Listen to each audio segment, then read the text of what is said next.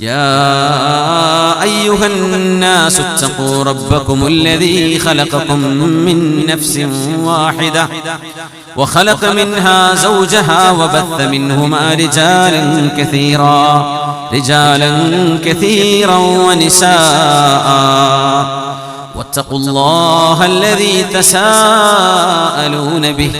تساءلون به والأرحام إن الله كان عليكم رقيبا. സൂറത്തു നിസായിലെ ഒന്നാമത്തെ ആയത്താണ്.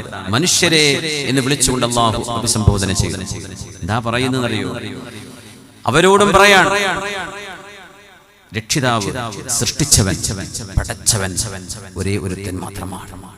ആ ഒരുത്തന്റെ പേര് അല്ലാഹ് എന്നാണെന്ന് 1,24,000 വരുന്ന പ്രവാചകരിലൂടെ, 4 വിശുദ്ധ ഗ്രന്ഥങ്ങളിലൂടെ, നൂറുകണക്കിന് ഏടുകളിലൂടെ, പ്രവാചകന്മാർക്ക് ശേഷം ഔലിയാക്കളിലൂടെ, സജ്ജനങ്ങളിലൂടെ, സ്വാലിഹീങ്ങളുടെ ജിഹ്വകളിലൂടെ, പണ്ഡിതന്മാരിലൂടെ ഈ ലോകത്തിന് അല്ലാഹു പരിചയപ്പെടുത്തി. ആ പടച്ചവന്റെ പേരാണ് അല്ലാഹ്.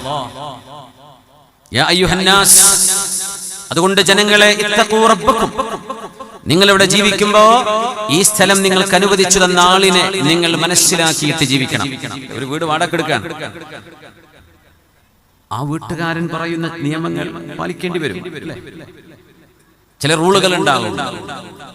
ഒരു മണ്ണിൽ പോയി താമസിക്കുമ്പോ ആ നാടിന്റെ, പഞ്ചായത്തിന്റെ, മുനിസിപ്പാലിറ്റിയുടെ, താലൂക്കിന്റെ, സ്റ്റേറ്റിന്റെ, രാജ്യത്തിന്റെ നിയമങ്ങൾ ഉണ്ടാകും. അത് പാലിക്കാൻ ബാധ്യസ്ഥരാണ്. നമുക്ക് തോന്നിയതുപോലെ ജീവിക്കാൻ പറ്റില്ല. ഈ ലോകം അങ്ങനെയാണ്. അല്ലാഹുവിന്റെ പരാമർശം നോക്കണം. യാ അയ്യുഹന്നാസ്, അല്ലയോ ജനങ്ങളെ. അത് മുസ്ലിമും അല്ലാത്തവരും എല്ലാവരും പെട്ടു. അവരോടും പടച്ചോൻ പറഞ്ഞു, എന്ത്? ഇത്തഖൂ റബ്ബക്കും, നിങ്ങളെ പടച്ച് പരിപാലിച്ച് നിങ്ങൾക്ക് അന്നവും വെള്ളവും ശ്വാസവും നിങ്ങൾക്ക് ജീവിക്കാൻ ആവശ്യമായ മുഖമ്മിലാത്തുൽ ഹയാ, ജീവിതത്തിന്റെ അനിവാര്യതകൾ മുഴുവനും സംവിധാനിച്ചു തന്നൊരു പടച്ചവനുണ്ട്. ആ പടച്ചവനെ നിങ്ങൾ സൂക്ഷിച്ചു ജീവിക്കണമേ. ആരാണ് പടച്ചവനറിയോ?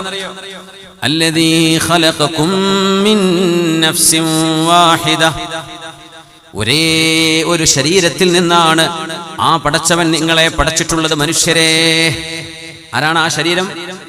പ്രവാചകന്മാരുടെ ഉപ്പയും മനുഷ്യരുടെ പിതാവുമായ ആദ്യ മനുഷ്യൻ നബിയുനാ ആദം അലൈഹിസ്സലാം.